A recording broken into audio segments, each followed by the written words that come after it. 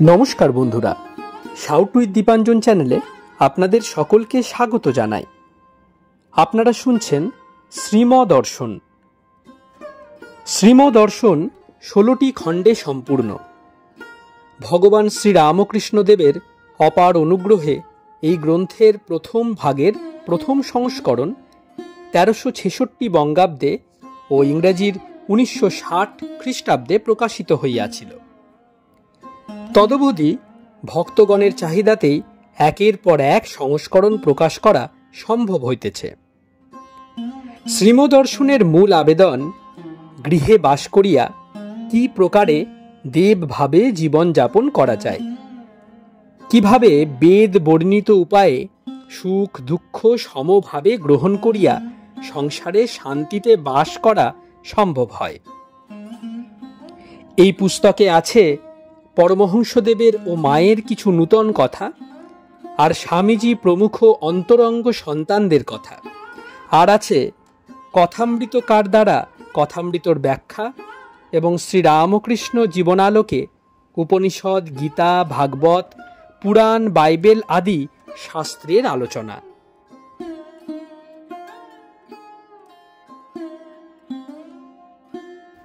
স্বামী নিত্যাত্মানন্দ বিরচিত শ্রীমদর্শনের আজ 42তম পর্ব। চলুন আজকের পর্বটি শুরু করা যাক।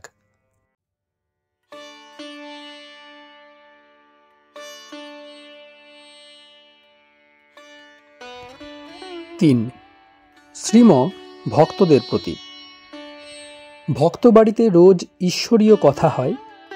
কর্তা নিজে না পারলে পণ্ডিত রেখে পাঠ করায়। রামায়ণ, মহাভারত, ভাগবত, পদ্মপুরাণ, ব্রহ্মবৈবর্ত পুরাণ, এইসব সর্বদাই তার নাম হচ্ছে। উৎসবাদী যেমন দুর্গাপূজা টাকা থাকলে করা উচিত। আর সাধু, ভক্ত, দরিদ্রের সেবা কর্তাদের এসবের জন্য চেষ্টা করা উচিত। পরিবারের লোকেরা যে অন্যরূপ হয়ে যাচ্ছে তার জন্য দায়ী কর্তা নিজে। তিনি প্রশ্রয় দিয়েছেন, এখন ভালোর জন্য চেষ্টা তাকেই করতে হবে। চেষ্টা করেও যদি পরিবারবর্গের মন ঈশ্বরমুখী না করতে পারে তাহলে দূরে সরে দাঁড়ান। কি আর করা, ছিনা জোঁকের মতো লেগে থাকতে হবে সারা জীবন? দায় পড়েছে। যদুবংশ ধ্বংস হচ্ছে আর শ্রীকৃষ্ণ দাঁড়িয়ে আছেন স্থাণুবৎ। প্রকৃতি রোধ করে কে? ইররেজিস্টিবল। শ্রীম শুকলালের প্রতি। সিঁথিতে একজন জিজ্ঞাসা করেছিলেন ঠাকুরকে, ছেলেপুলেদের ভরণ পোষণ করা উচিত কতদিন? তিনি উত্তর করলেন, যতদিন না লায়েক হয় আর মেয়ের বিয়ে পর্যন্ত। তারপর করে খাক। গুণাতীত পুরুষ ঠাকুর জীবের দুঃখে কাতর হয়ে তাদের কল্যাণ চিন্তা করছেন। সর্বদা ভাবছেন কিসে অবসর হয় আর তাকে ডাকতে পারে। এসব তার মহাবাক্য, ডিকটাম। আমাদের কথা নয়। আমরা কি বুঝি, কি বলবো? চেষ্টা করে দেখা, বিদ্যার সংসার করতে না পারলে কি আর করা? ডাল ভাতের ব্যবস্থা করে দূরে সরে পড়া আর ঈশ্বর চিন্তা করা। শ্রীম একটি ভক্তের প্রতি। সাধু সঙ্গ করলে কামটাম আপনি দমন হয়ে যায়। কি সুবিধেই করে দিয়েছেন ঠাকুর। সর্বত্যাগী সাধু, আবার যাবার জন্য স্টিমার। বেলুড় মঠে তাঁর সাধুরা থাকেন। কোথায় পাবেন এমনটি? শুধু সাধু সঙ্গ করতে বলেন নাই, সাধু করে দিয়েছেন। খুব ভালো ভালো সাধু সব। নিত্য সাধু সঙ্গ দরকার, কিন্তু সাবধান, আশ্রম পীড়া না হয়। সেখানে তপস্যার ভাবে যেতে হয়, সেবা করতে নিতে নয়। বকলেও কথা বলতে নেই, জোড়হাত করে থাকতে হয়। কত বড় আশ্রম, সন্ন্যাস আশ্রম কিনা। ভোগ ডিপার্টমেন্টে থাকলে এসব সইতে হয়। শুকলাল, বকলেও কথা বলতে নেই, মনে কষ্ট তো হয়।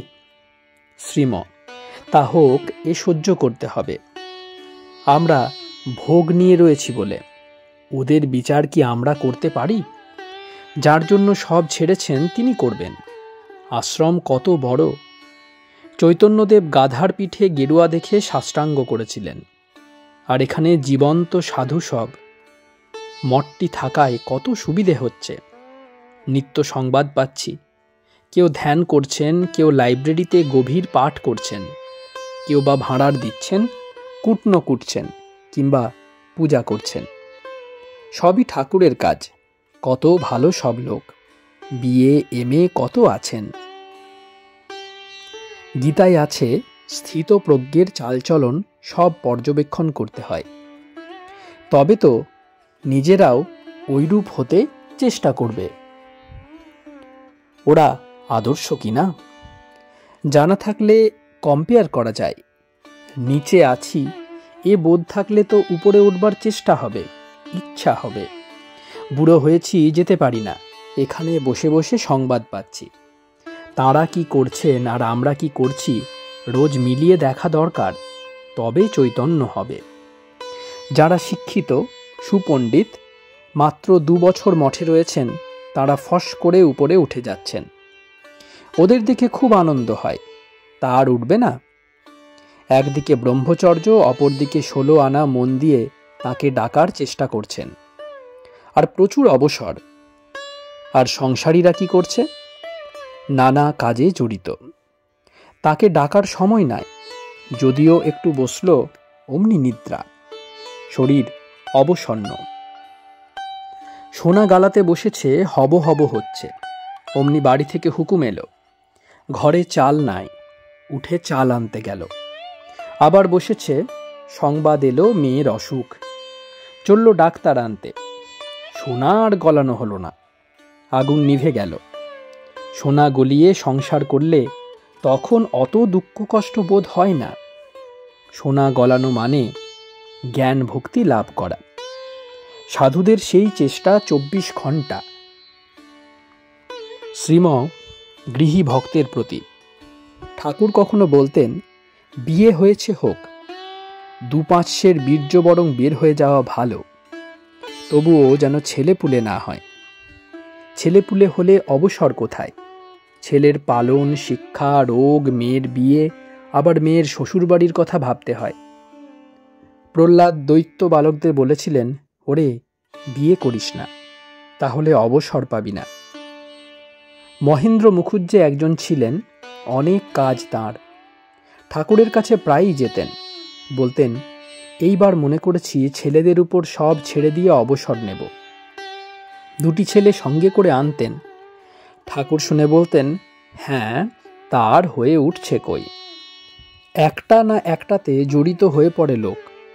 ভাবে, এ কাজটা একটু পাকা করে যাই। এইভাবে দিন চলে যায়। কাপ্তেনও ওই কথা বলেছিল, কিন্তু হয়নি। কিছুদিন নির্জনে থাকতে হয়, তাহলে কর্তব্য অকর্তব্য বোধ হয়। আগে সংসার পরে ঈশ্বর নয়, আগে ঈশ্বর পরে সংসার। সন্ধ্যা হইয়াছে। শ্রীম ভক্ত সঙ্গে ধ্যান করিতেছেন। ধ্যানান্তে একটি ভক্ত গাহিতেছেন, মা, আমার বড় ভয় হয়েছে। এইবার ভাগবত পাঠ হইতেছে। তপস্যা নিরত সুখদেব দৈববাণী শুনিতেছেন। আমি সব হয়ে রয়েছি। শ্রীম ভক্তদের প্রতি। এটি একটি মহামন্ত্র। যদি কেউ এটি নিয়ে পড়ে থাকে তাহলে সিদ্ধ হয়ে যায়। ঠাকুরও রোজ সন্ধ্যার পর একটি মন্ত্র বলতেন, ব্রহ্ম মায়া জীব জগৎ। এটি জপ করলেও সিদ্ধ হওয়া যায়, অর্থাৎ ঈশ্বর দর্শন হয়। বলতেন, এসব খুব গুহ্য মন্ত্র, মানে বইতে আছে পড়ুক, কিন্তু বলতে গেলে ভক্তদের শুধু বলা যায়, আর কাউকে না। ব্রহ্ম মায়া জীব জগৎ বহুবার শ্রুত এই মহাবাণী আজ যেন জীবন্ত নবীন রূপ ধারণ করল। কলিকাতা, 30শে মে 1923 খ্রিস্টাব্দ, 16ই জ্যৈষ্ঠ 1330 সাল, বুধবার, কৃষ্ণা প্রতিপদ। 15 অধ্যায়। কেশব সেন চিনেছিলেন ঠাকুরকে। সন্ধ্যা বন্দনা সমাপ্ত হইয়াছে। শ্রীম দ্বিতলের গৃহে বসিয়া আছেন। সুখেন্দু ভক্ত সঙ্গে গাহিতেছেন, এসেছে নূতন মানুষ, দেখবি যদি আয় চলে। এবার শ্রীম নিজে গাহিতেছেন গান, নামেরই ভরসা কেবল শ্যামা মাগো তোমার। দ্বিতীয় গান, শ্যামাধন কি সবাই পায়, কালীধন কি সবাই পায়। তৃতীয়, মজলো আমার মন ভ্রমরা, শ্যামাপদ নীলকমলে। চতুর্থ গান, সুরাপান করি না আমি, সুধা খাই জয় কালী বলে। ভজন শেষ হইল। শ্রীম ক্ষণকাল মৌন হইয়া রহিলেন, তারপর ধীরে ধীরে কথা কহিতেছেন। শ্রীম ভক্তদের প্রতি। একদিন কেশব সেনের হাত ধরে এই গানটি গেয়েছিলেন, মজলো আমার মন ভ্রমরা। আরেকদিন 1882 অক্টোবর ঠাকুর কেশব সেনের বাড়ি গেছেন। উনি কাপড় পরে বের হচ্ছিলেন দিন মল্লিকের বাড়িতে যাবেন বলে। আর যাওয়া হলো না। উপরে হলঘরে লিলি কটেজে কি নৃত্য! 41 বছর হয়ে গেছে, মনে হচ্ছে যেন এই মাত্র হলো। চোখের উপর জলজল করে ভাসছে। কেশববাবুর আর যাওয়া হলো না, মানে তাকে দর্শন করলে সব কর্ম কমে যায়। ক্ষয়ন্তে চাস্য কর্মাণি তস্মিন দৃষ্টে পরাবরে। চাদর কাঁধে মত্ত হয়ে গান শুনছেন কেশববাবু। আরেকদিন গিয়েছিলেন, কথা বলতে ডরাই, না বললেও ডরাই, মনে সন্দেহ হয় পাছে তোমা ধনে হারাই হারাই। আমরা জানি যে মন তোর, দিলাম তোরে সেই মন তোর, এখন মন তোর, যে মন্ত্রে বিপদেতে তোরই তরাই। শ্রী শ্রী রামকৃষ্ণ কথামৃত, পঞ্চম ভাগ, প্রথম খণ্ড, তৃতীয় পরিচ্ছেদ। কেশববাবুকে লক্ষ্য করে গেয়েছিলেন এটি। আহা, কেশব সেনই বুঝেছিলেন তাকে। তা নইলে কি মুখ দিয়ে এমন গান বের হয়? দিলাম তোরে সেই মন্তর, মানে ঈশ্বর সত্য, সংসার অনিত্য, তাঁর এই মহাবাক্য। কেশববাবুর শিষ্যরা সব আনসিম্প্যাথেটিক ছিল, তাই কথা বলতে ডরাই। এক কেশব সেনই ঠাকুরকে বুঝেছিলেন। ঠাকুর আমাদের বলেছিলেন, একদিন একজনের বাড়ি গেছি, সে আমায় ঠাকুর ঘরে যাবার জন্য বললে ওই ঘরে ঈশ্বরের পূজা হয়, একবার এসে স্থানটি পবিত্র করে দিন। ঘরে যেই ঢুকলুম অমনি কবাট বন্ধ করে দিল, আর ফুল চন্দন দিয়ে আমার পা পূজা করতে লাগলো। আবার বলছে, আপনি কাউকে একথা বলবেন না। কেন নিষেধ করলো? গুরুগিরি আছে কি না, শিষ্যরা পাশে গোল বাঁধায়। একটি ভক্ত আজ মিহিজাম যাইতেছেন, ইচ্ছা কিছুদিন নির্জনে থাকিয়া ঈশ্বর চিন্তা করেন। শ্রীম বারান্দায় আসিয়া তাহাকে বিদায় দিলেন। গৃহমধ্যে ভক্তগণ কেহ কেহ বলাবলি করিতেছেন, ইনি তপস্যা করতে যাচ্ছেন। এই কথা শুনিয়া শ্রীম বলিতেছেন, এসব কথা বলতে নেই, তপস্যা করতে যাচ্ছেন কি, কোথায়? যারা রিয়েল ফ্রেন্ড তারা এসব কথা মুখেও আনবে না। কে কি করছে ভগবানের জন্য। ঈশ্বর অতি গোপনের ধন। একদিন একজন বলেছিলেন, অমুক খুব ধ্যান ভজন তপস্যা করছে। শুনে ঠাকুর অমনি ধমক দিলেন আর বললেন, ছি ছি, ওসব কথা কইতে নাই। ঈশ্বর অতি গোপনের ধন, তাঁর ব্যবস্থা নির্জনে গোপনে ব্যাকুল হয়ে ডাকো। নিজে এই পথ দিয়ে গেছিলেন কি না? আহা, একদিনও যদি নির্জনে গিয়ে 16 আনা মন দিয়ে ডাকা যায়, এতে খেদ মেটে। ঋষিরা সারা জীবন করেছিলেন, একদিন করলেও হয়। ঠাকুর বলেছিলেন, কত সোজা করেছেন, কত নেমেছেন। ঠাকুরের ইচ্ছা কি সুন্দর। একটি কুটির করে দিয়েছেন মিহিজামে, উপরে খড়ের ছাউনি, অতি নির্জন স্থান। ওখানে পশু পক্ষীদের ভিতর তার হাত দেখা যায়। রক্ষার অভিনয় করিয়া দেখাচ্ছেন, কি মাতৃস্নেহ। আর দূরই বাকি, সেফ ডিস্টেন্স ফ্রম বদরেশন, বেশ ঝামেলার বাইরে। এই তপস্যা কেন? তাকে দর্শনের জন্য এই আয়োজন। অত কষ্ট করে এই মানব জন্ম লাভ হয়েছে, কখন যে এ দেহ শেষ হয়ে যায় তার তো ঠিক নাই। আজ আছে কাল নাই, তাই তাড়াতাড়ি কাজ সেরে নিয়ে তাকে যত ডাকা যায় ততই ভালো। অধর সেনকে বলেছিলেন এ কথা, সেই জন্য দেখা যায় এক আধজন ব্যাকুল হয়ে তাকে ডাকছে। দেহ যায় যাক, গ্রাহ্য নাই। মৃত্যু বলে একটা জিনিস না থাকলে অবশ্য এরূপ না হলেও চলত। But it is a stubborn reality, রূঢ় সত্য। মুহূর্তে সব শেষ হয়ে যেতে পারে, তাই উঠে পড়ে লাগে কেউ কেউ। ঠাকুর সর্বদা ভক্ত পরিবৃত হয়ে থাকতে ভালোবাসতেন। কেউ জপ করবে, কেউ ধ্যান করবে, কেউ গান করবে। বীরেন গৃহে প্রবেশ করিলেন। ইনি অ্যাটর্নি, নানা কথা কহিতে লাগিলেন। কথা প্রসঙ্গে বলিলেন, বিলেতে আজকাল স্পিরিটের সঙ্গে কথা কয়। ভূপেন বোসের মৃত পুত্রের সংবাদ জানতে পেরেছে। শ্রীম: হ্যাঁ, কিন্তু ঠাকুর ঈশ্বরের সঙ্গে কথা কইতেন। একদিন বলছেন মা এসেছেন, তারপর কথা কইতে লাগলেন। বলছেন, আচ্ছা মা, কার কথা শুনব? এ বলে এই, ও বলে ওই। মা হয়তো কিছু বললেন, তাই আবার বলছেন, ও বুঝেছি, তোমার কথাই শুনব, আর কারো নয়। আরেকদিন বলছেন, আচ্ছা মা, একজনের যদি খিদে পায় আর সে মুখে না বলে, তাহলে কি আর তার খিদে পায়নি?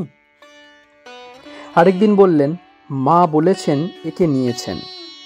আরেকদিন বললেন, তাকে এক কলা মাত্র দিলে।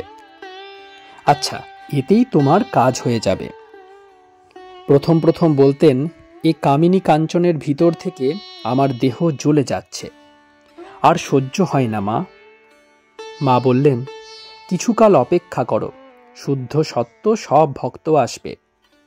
20-22 বছর অপেক্ষা করতে হয়েছিল। আরতির সময় কুঠিতে উঠে ডাকতেন, কে কোথায় আছিস তোরা, আই সব। আমার শরীর জ্বলে পুড়ে যাচ্ছে। সারা রাত পঞ্চবটিতে গড়াগড়ি দিয়ে কাঁদছেন, মা দেখা দাও, মা দেখা দাও। কি ব্যাকুল। তারপর দেখা দিয়ে কথা কইলেন। বীরেনের প্রতি, স্পিরিটের সঙ্গে তো কথা হলো, ঠাকুর যে ঈশ্বরের সঙ্গে কথা কইতেন সর্বদা, তার কি করলুম আমরা? ঈশ্বরই ঠাকুর হয়ে এসেছেন অবতার হয়ে, আবার জগন্মাতা রূপে তার সঙ্গে কথা কয়েছেন। আমরা যেমন এখন কথা কইছি, একদিন না, সারা জীবন। ঈশ্বর, ঠাকুর, জগন্মাতা একের 3 রূপ। 31 মে 1923 খ্রিস্টাব্দ। 2। সন্ধ্যা উত্তীর্ণ। দোতলার ঘরে শ্রীম ভক্ত সঙ্গে ভাগবত পাঠ শুনিতেছেন। শুকদেবের বৈরাগ্য প্রকরণ। ডাক্তার বক্সি পড়িতেছেন। পাঠক পড়িলেন, শুকদেব পিতা বেদব্যাসকে পুত্র স্নেহে শোক সংবিদ্ধ কম্পমান এবং অশ্রু বিসর্জন করিতে দেখিয়া বিস্ময়াবিষ্ট হইলেন এবং পিতাকে বিনয়পূর্বক কহিলেন, আহা, মায়ার কি বিচিত্র প্রভাব! বেদান্ত রচয়িতা, পুরাণসমূহের বক্তা, মহাভারত নির্মাতা, বেদ বিভাগ কর্তা, সর্বজ্ঞ বিষ্ণুর অংশ সম্ভব ব্যাসদেব মায়ায় মোহিত হইয়া ভগ্নপোত বণিকের ন্যায় বিবশ হইয়া প্রাকৃত জনবৎ বিলাপ করিতেছেন। হে দেবী মহামায়ে, তোমায় নমস্কার, আমি তোমার শরণাগত। শ্রীম ভক্তদের প্রতি, দেখুন মায়ার বিচিত্র শক্তি। তার সঙ্গে চালাকি চলে না। ব্রহ্মা, বিষ্ণু, শিব পর্যন্ত মায়াই মোহিত। পুত্র শোকে বেদব্যাস বিবশ, সন্ন্যাসী হয়ে চলে যাবে বলে। শরীর ধারণ করলে এ হয়। তাই ঠাকুর বলতেন, পঞ্চভূতের ফাঁদে ব্রহ্ম পড়ে কাঁদে। আর প্রার্থনা করতেন, মা, তোমার ভুবন মোহিনী মায়ায় মুগ্ধ করো না। পাঠ চলিতেছে। শ্রীম জনৈকের প্রতি, সর্বং খল্বিদমেবাহং, এই একটি মন্ত্র জপ করলে কাজ হয়ে যায়। ব্রহ্মশক্তি বটপত্র সাই বিষ্ণুকে এই কথা বলেছিলেন। এটি বেদের সার। ব্রহ্ম শক্তি, শক্তি ব্রহ্ম, ব্রহ্ম মায়া জীব জগৎ সব ঠাকুরের মহামন্ত্র। পরব্রহ্ম লীলায় সগুণ হন, ঈশ্বর লীলা, দেবলীলা, জগৎ লীলা ও নরলীলা। পাঠক পড়িতেছেন, সুখদেব বলিতেছেন, হে পিত, পূর্বজন্মে আপনি কি ছিলেন, আমি কি ছিলাম, তার স্থিরতা নাই। অতএব শোক পরিত্যাগ করুন। দুর্লভ মনুষ্য জন্ম লাভ করিয়া মুক্তির চেষ্টায় জীবের একমাত্র কর্তব্য। আমি বদ্ধ চেষ্টা করিয়াও চিত্ত হইতে এই ভাব বিদূরিত করিতে পারিতেছি না। কৃপা করিয়া উহার উপায় বলুন।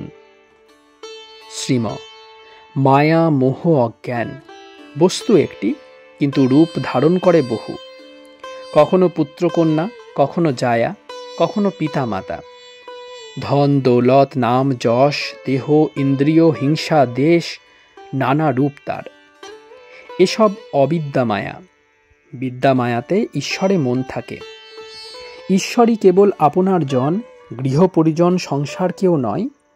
অতএব আমি মুক্ত এই চিন্তা দ্বারা, আমি বদ্ধ এই ভাব বিদূরিত হয়। এটি বিদ্যা মায়ার কাজ। ঠাকুর তাই সাংসারিক কিছু চাইতে পারতেন না। বলতেন, তোমার পাদপদ্মে কেবল শুদ্ধা ভক্তি দাও। কেন?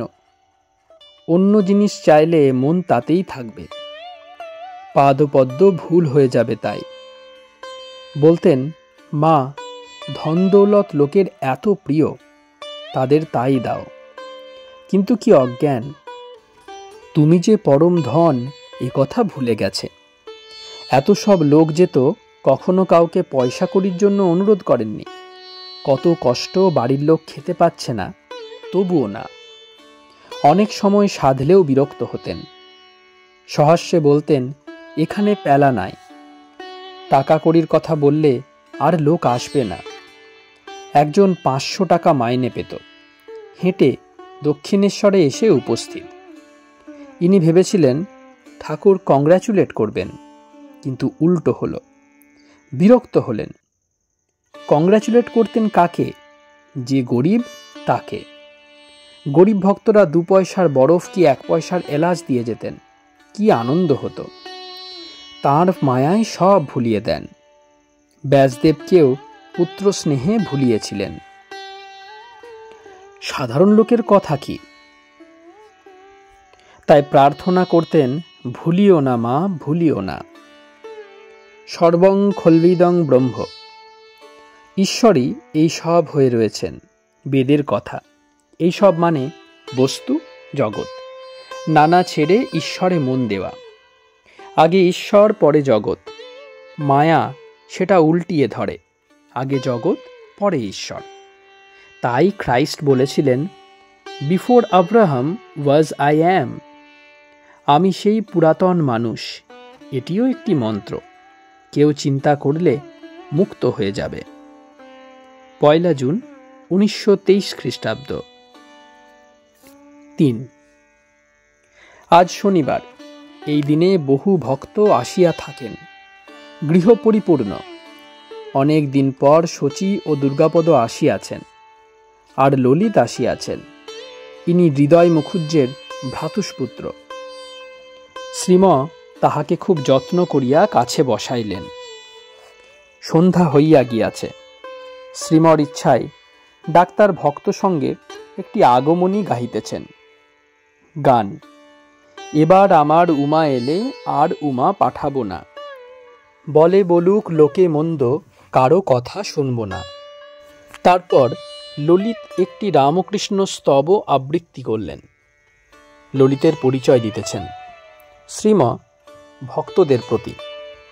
এদের বাড়িতে শিয়রে ঠাকুর থাকতেন, কখনো 1 মাস, কখনো 2-3 মাস। এরা এমন উত্তম বংশ। এদের বাড়িতেই হৃদয় মুখুজ্জেকে বলেছিলেন, কুটুম্বদের খাওয়াচ্ছিস, তাহলে চললুম। ললিত তাহাদের বাড়িতে প্রচলিত ঠাকুরের লীলা কথা কহিতে লাগিলেন। কথায় কথায় বলিলেন, আজকাল আমাদের কেউ জিজ্ঞাসা করে না, বড়লোকের আদর। সাধুরা বড় চালে থাকে, মোটর চড়ে, আমাদের পৌঁছেও না। একটু প্রতিবাদ করাই একজন রেগে মারে আর কি। শ্রীম সহাস্যে ললিতের প্রতি। সাধুর মার খাওয়া তো ভাগ্যের কথা। চৈতন্যদেব কখনো মারতেন, ভক্তরা বলতেন প্রহার প্রসাদ।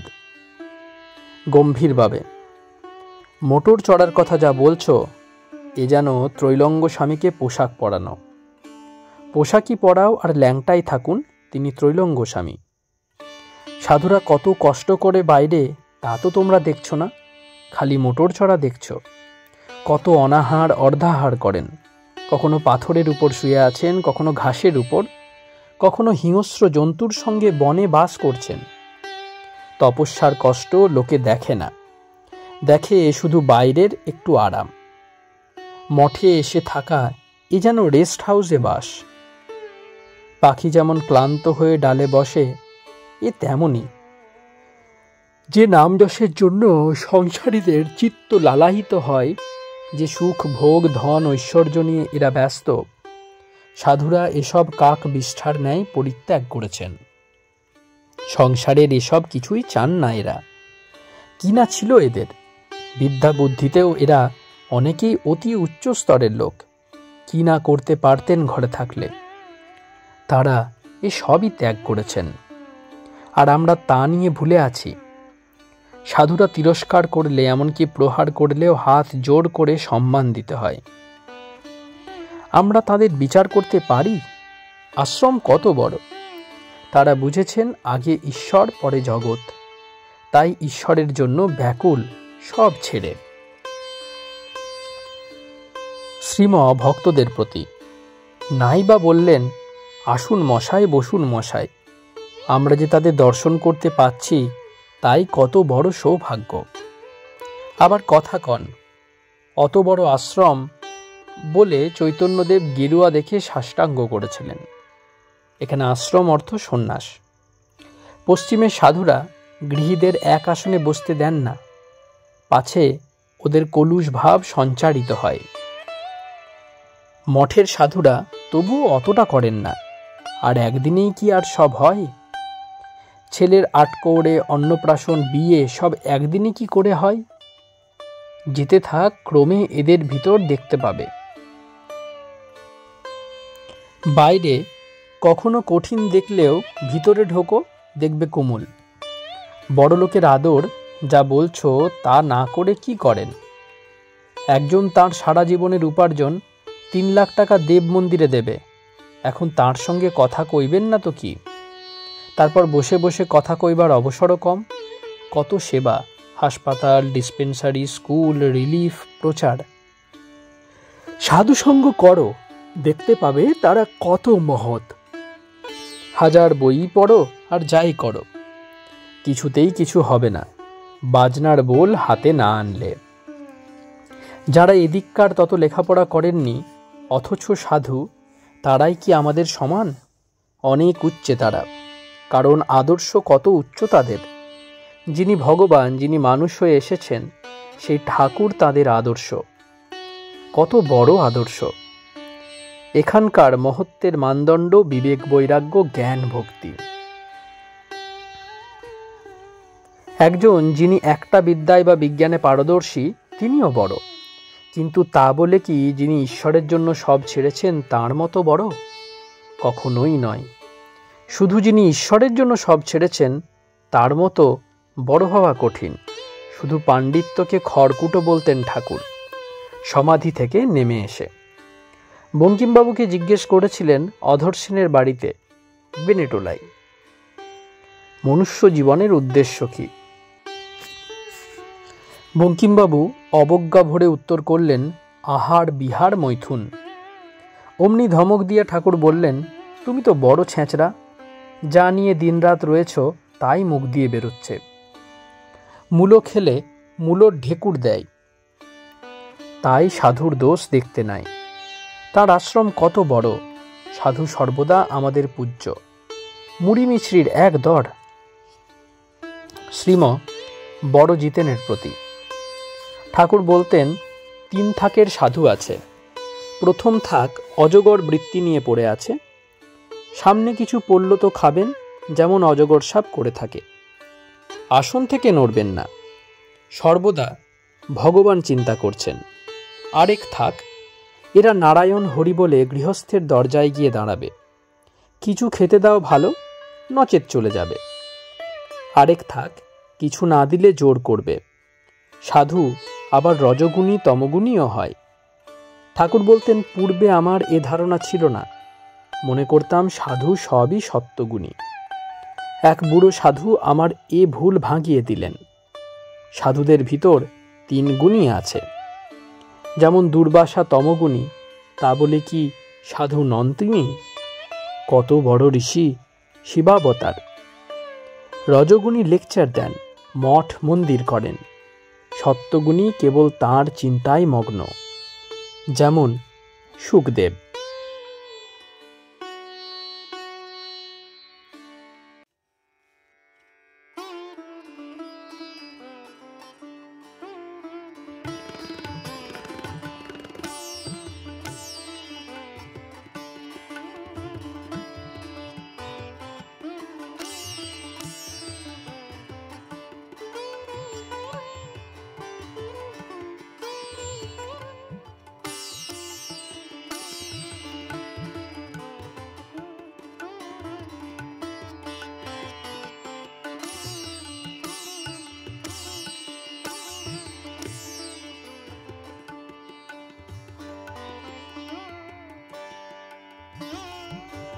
আপনারা শুনছিলেন স্বামী নিত্যাত্মানন্দ বিরচিত শ্রীমদর্শন।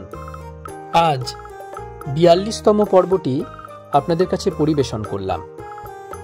আমাদের ভিডিওগুলি কেমন লাগছে আমাদের জানান। কোনো সাজেশন থাকলে তাও অবশ্যই জানাতে পারেন।